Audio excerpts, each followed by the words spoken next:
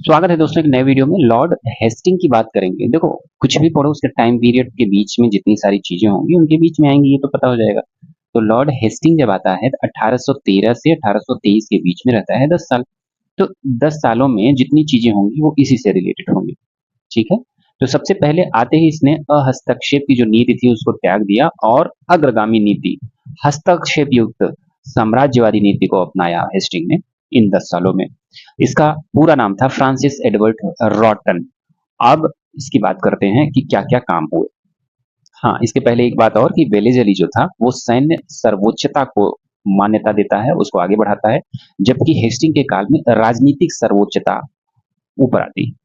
तो इसके काल यानी 1813 से 1823 के बीच में प्रमुख चीजें होती हैं जो कि है नेपाल युद्ध 1814 से 16 के बीच में होता है। शासक अमर सिंह रहते हैं नेपाल के और सुगौली की संधि होती है 1816 के साथ नेपाल युद्ध समाप्त होता है और इसी युद्ध के समय सिक्किम को भी अंग्रेजों ने स्वतंत्र करार दिया था।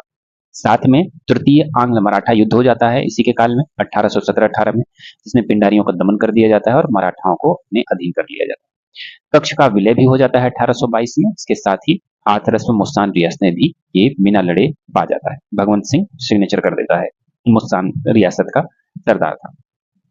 अवध व मुगल बादशाह से व्यवहार भी ठीक नहीं रहता है। बस प्रमुख रूप से 5 ही चीज़ थी इसमें जो कि हमारे एग्ज़ाम के लिए ज़रूरी है।